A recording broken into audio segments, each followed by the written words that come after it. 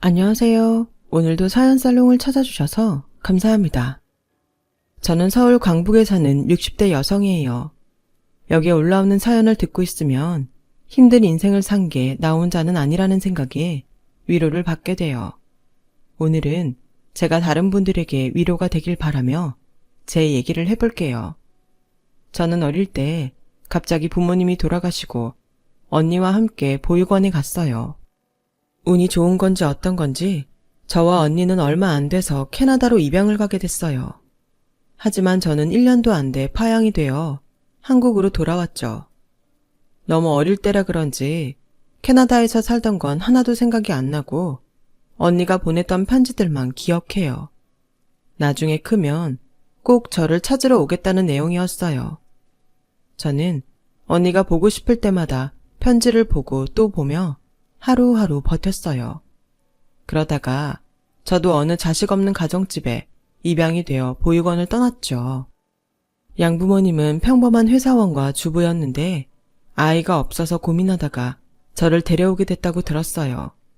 물론 제가 다 커서 들은 얘기지만 엄마가 딸을 원하셨다고 하더라고요.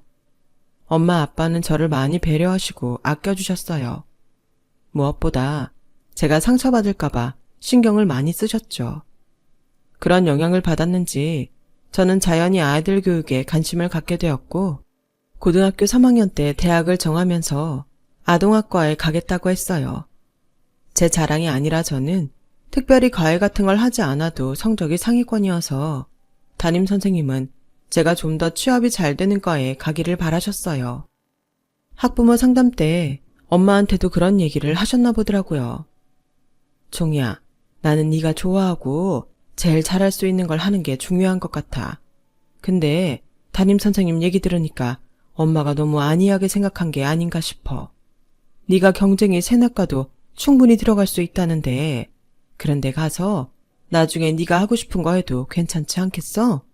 물론 강요하는 건 아니야. 무슨 말인지 나도 아는데 아이들 가르치고 싶은 게 어릴 때부터 꿈이어서 그랬지. 나도 다시 한번 잘 생각해 볼게. 저도 꼭 아동학과만 고집하려는 건 아니었지만 혹시라도 점수 높은 과에 지원했다가 떨어지기라도 하면 재수하는 게 부담됐거든요. 부모님이 1년 더 저를 뒷바라지 해야 된다는 것도 미안했고요. 이런저런 생각에 공부도 잘 안 돼서 새벽까지 깨있다가 물을 마시러 나왔는데 안방에서 엄마 아빠가 얘기하는 소리가 들렸어요. 종이 담임 선생님이 그러는데 다른 부모들은 더 좋은 과에 가라고 성화라고 하더라고.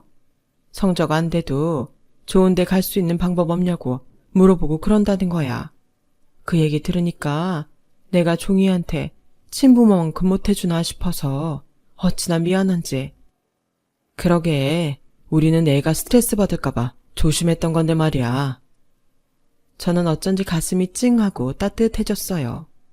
저렇게 저를 생각해 주시는 분들이 제 부모님이 돼주신 게 정말 감사했어요.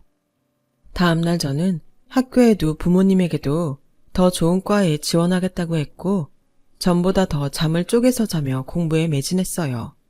그 결과 좋은 대학에 무난히 합격하게 됐죠. 부모님은 제게 너무 잘했다며 예쁜 핸드백을 선물로 해주셨어요. 우리 종이 훌륭하다. 어떻게 이렇게 똑똑하고 예쁜 아이가 우리 집 딸이 됐는지 엄마 아빠는 너무 자랑스럽고 행복해. 내가 감사하지. 요즘도 여자라고 대학 안 보내는 집들이 있다는데 엄마 아빠는 나 이렇게 좋은 대학 갈 수 있게 해줬잖아. 우리 학교에도 공부 잘하는데 여자니까 대학 가지 말라고 한 애들 있어. 나야말로 진짜 엄마 아빠 만나서 행운아야. 우리 때만 해도 여자는 고등학교만 나와도 된다고 하는 집들이 꽤 있었어요. 그런데 저는 지방 도시 학교에서 서울에 있는 대학까지 갔으니 부모님이 얼마나 깨어 있었는지 말 다 했죠. 부모님은 저와 같이 서울에 올라와서 제가 살 방을 구해주시고 간단한 세간까지 다 마련해 주신 후 내려갔어요. 저는 대학 캠퍼스 시절 동안 영어 공부에 전념했어요. 언젠가 언니를 다시 만났을 때 어떨지를 생각했거든요. 만약에 언니가 한국말을 잊어버렸으면 제가 영어로 소통을 해야 될 것 같았어요. 학교 공부하면서 중고등학생들 과외도 하고 나머지 시간은 영어 공부에 매달려 살다 보니 친구도 많이 못 만들었어요. 남자친구도 당연히 없었죠. 그래도 저는 전혀 외롭거나 쓸쓸하지 않았어요. 어릴 적 보육원에 가고 또 미국에서 혼자 돌아왔을 때를 생각하면 지금이 너무나 행복했거든요. 열심히 공부만 파고든 덕분에 저는 영어 능력 시험에서 높은 점수를 받았고 그걸 인정받은 건지 좋은 회사에 들어갈 수 있었어요. 제 월급의 일정 부분을 부모님과 제가 있던 보육원에 매달 보냈어요. 엄마 아빠는 저한테 월급 보내지 말라고 아우성이었죠. 우리가 너한테 뭐 바라고 한 거 하나도 없어. 그냥 너 잘 가지고 있다가 필요할 때 써. 엄마, 자식이 돼서 돈 버니 부모님한테 용돈 드리는 게 당연하지 뭘 그래. 엄마 아빠 자꾸 그러면 나 섭섭해한다. 데려온 자식이라고 거리 둔다고? 너 아무리 장난이라도 다시는 그런 말 하지 마. 엄마야말로 섭섭해. 그렇게 투닥대면서도 엄마 아빠, 저 사이의 정은 예전보다 더 깊어져 갔어요. 격주로 한 번은 집에 가고 한 번은 보육원에 가서 아이들과 놀아주며 회사 다니며 돈 버는 보람을 느꼈죠. 보육원 아이들을 보면 언니 생각이 났고 그때마다 언젠가는 꼭 만나게 되길 마음속으로 빌고 또 빌었어요. 영어 공부도 계속 열심히 했고요. 그렇게 회사 생활을 하고 1년 반쯤 지났을 때 저는 우리 회사 일을 봐주시는 변호사 사무실 사람을 만나게 됐어요. 사무실에 새로 들어온 변호사였는데 키도 크고 인물도 호감형이었어요. 저희 회사가 미국 기업과 업무 체결을 할 때 같이 일을 하면서 자연스럽게 가까워졌어요. 박종희 씨는 영어를 참 잘하시네요. 어릴 때 따로 과외 같은 거 받으셨나 봐요. 아니에요. 대학 때 학원 다니면서 한 게 다예요. 와, 머리가 정말 좋으신가 봐요. 난 사법고시도 2번 떨어졌거든요. 우리 집안에서는 제가 제일 머리가 별로라서 박종희 씨처럼 똑똑한 사람 보면 제일 부러워요. 무슨 말씀이세요? 사법고시를 아무나 보나요? 시험 붙어서 변호사 된 것만도 똑똑하고 대단한 거죠. 라고 했더니 너무 좋아하면서 저한테 호감을 표시했어요. 당시 집에서는 이제 제가 괜찮은 사람을 만나면 좋겠다고 자꾸 여기저기 선자리를 가져와서 나가보라고 하던 중이었어요. 부모님한테 떠밀려 2번 나갔던 것 같은데 그다지 기억에 남는 건 없지만 별로 좋지는 않았어요. 종희씨, 제가 진지하게 데이트 신청할게요. 저랑 만나보는 거 어떠세요? 제가 김 변호사님 같은 분하고 어울릴까요? 이렇게 영어도 잘하고 좋은 회사에서 미국하고 하는 계약도 맞는 똑똑한 분이 무슨 그런 말씀을 하세요? 남자는 호탕하게 웃었고 저는 성격 좋아 보이는 그 사람에게 끌렸죠. 그렇게 몇 개월 사귀어 보니 남자는 처음 봤을 때보다는 좀 소심한 사람이었어요. 하지만 그 정도 시간으로 사람 속을 어떻게 다 알겠어요. 저는 처음 봤을 때의 기억을 자꾸 떠올리며 그 사람의 좋은 점을 보려고 노력했어요.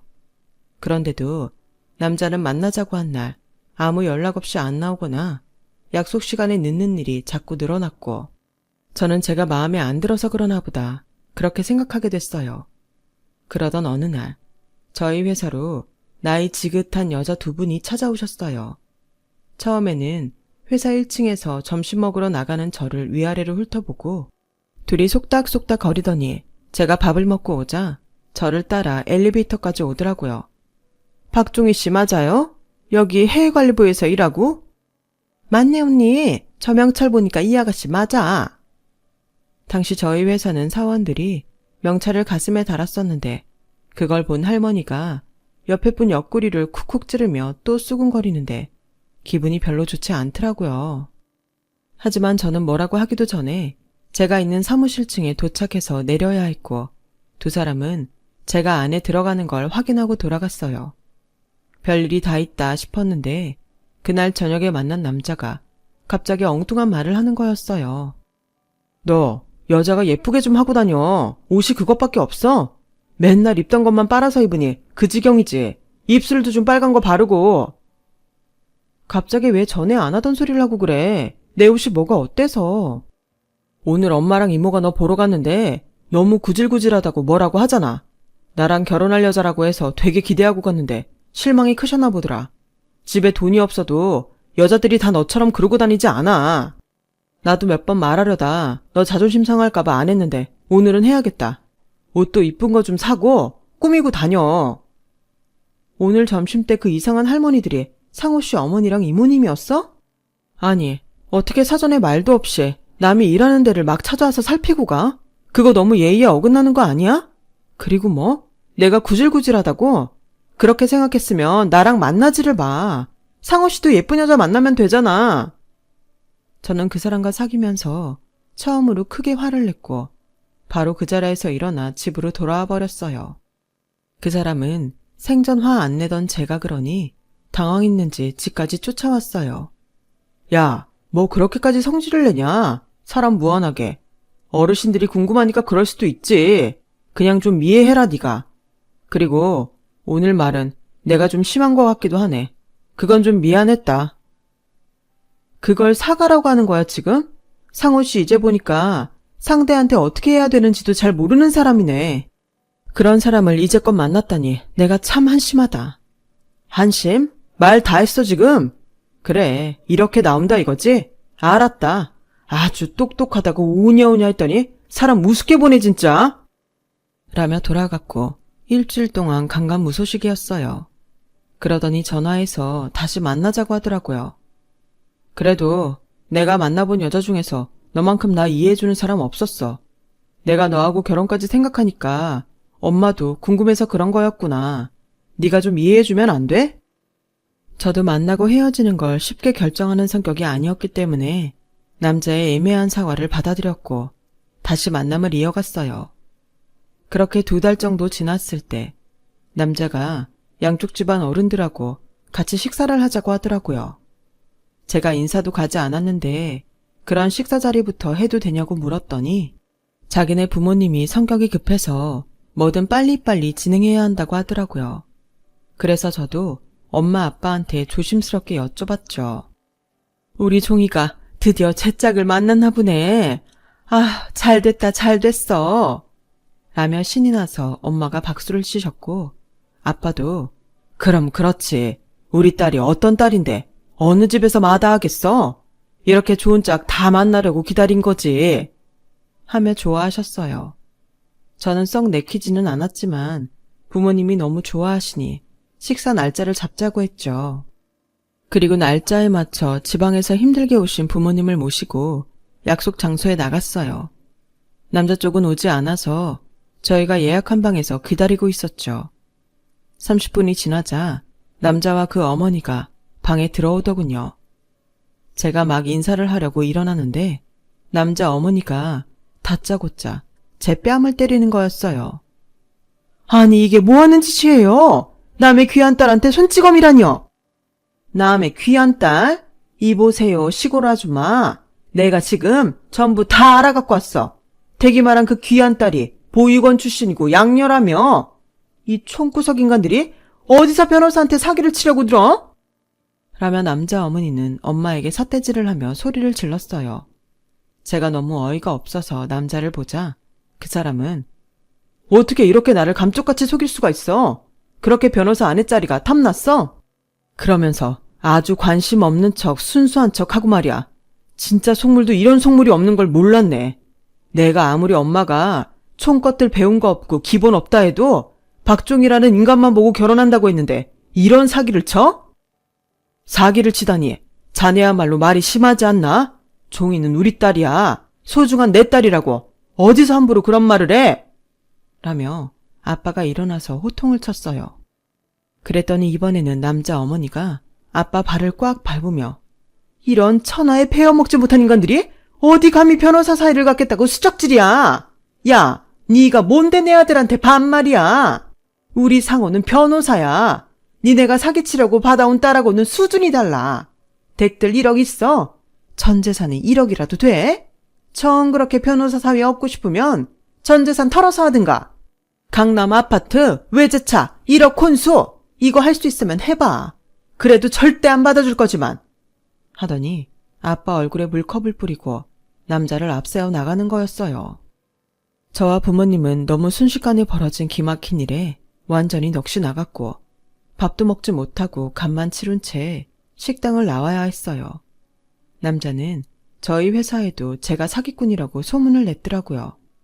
사람들은 저를 이상한 눈으로 쳐다보며 은근히 따돌렸어요.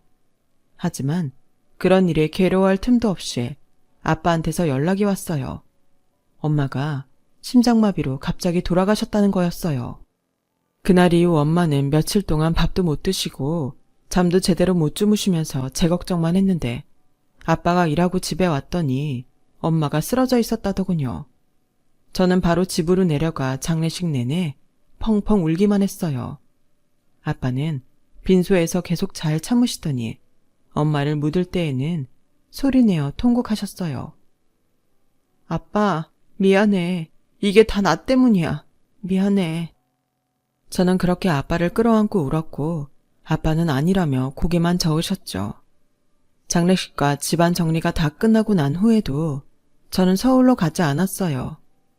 저를 보면 쑥은대며 뒷말하는 사람들로 가득한 회사도 가고 싶지 않았고 무엇보다 그 남자가 숨쉬고 있는 서울이란 곳에 발도 들이기 싫었어요. 아빠와 엄마는 몇 년 전부터 작은 분식집을 내고 떡볶이며 순대를 팔고 있었어요.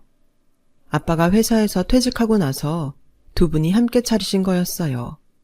제가 어릴 때 밥은 안 먹어도 떡볶이 순대는 잘 먹었는데 그 생각이 나서 시작했다고 하셨거든요.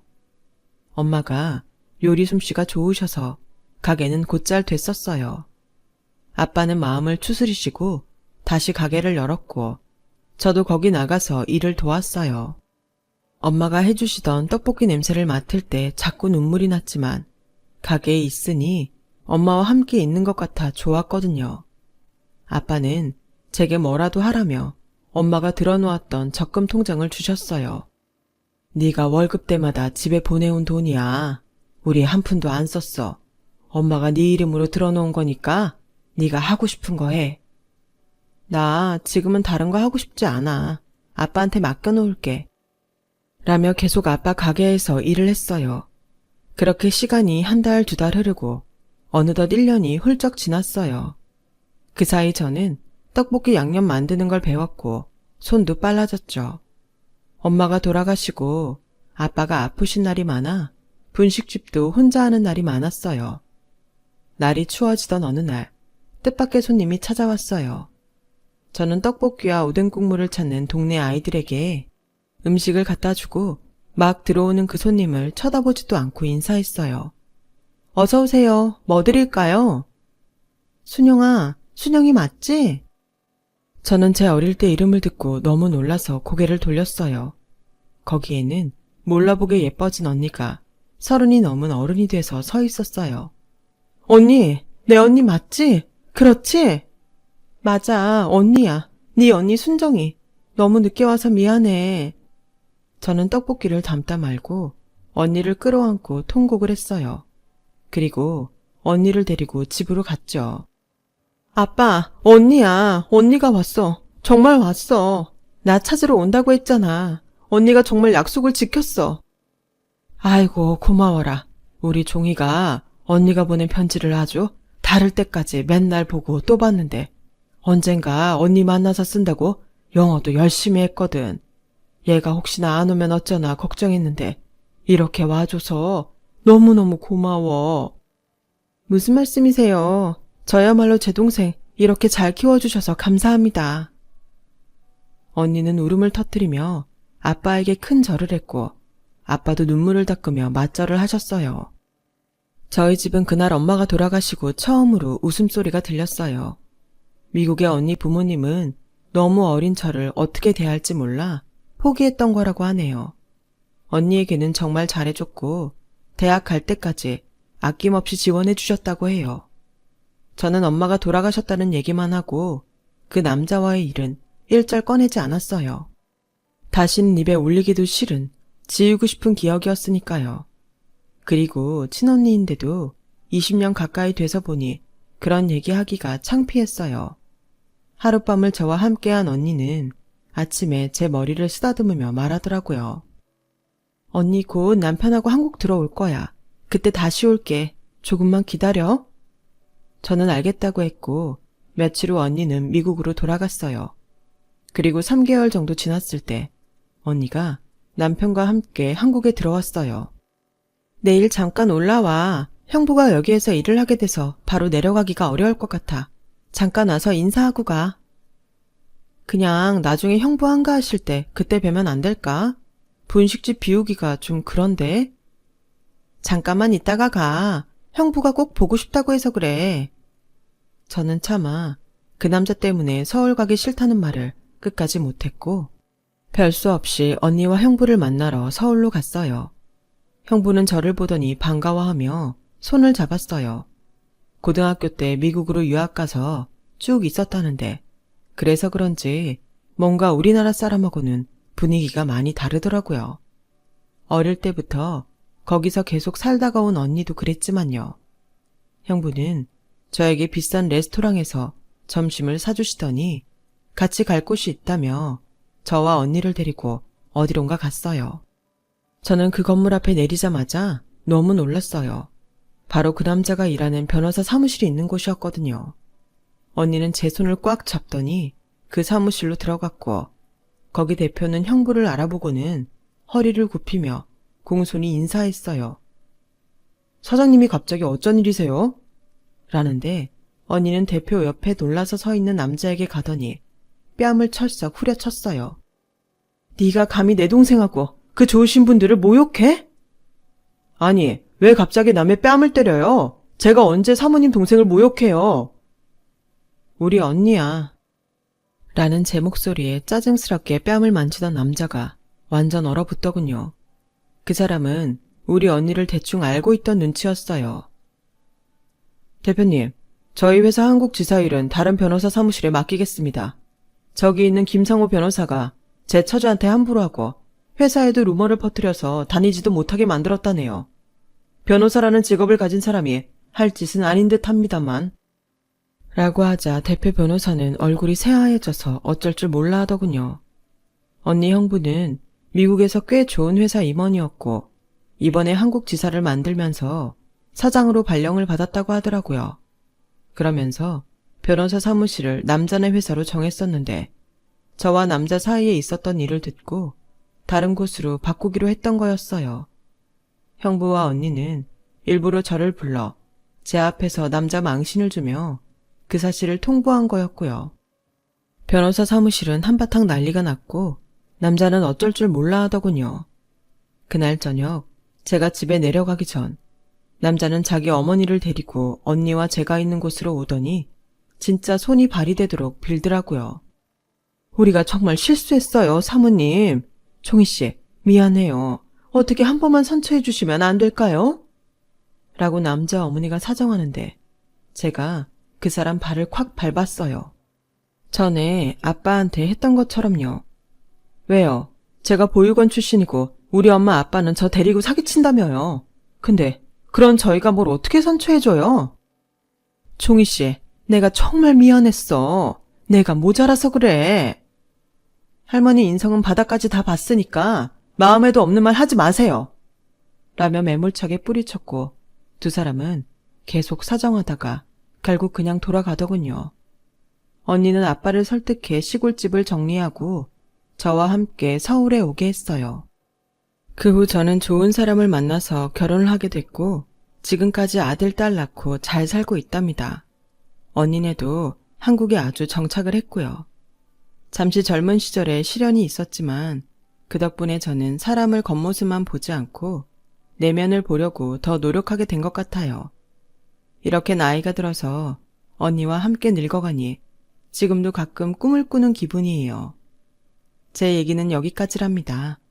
들어주신 분들 다들 건강하시고 행복하세요. 여러분, 사연 댓글에 응원과 현명한 조언 부탁드려요. 좋아요와 구독은 저에게 큰 힘이 됩니다. 오늘도 좋은 일 가득하세요.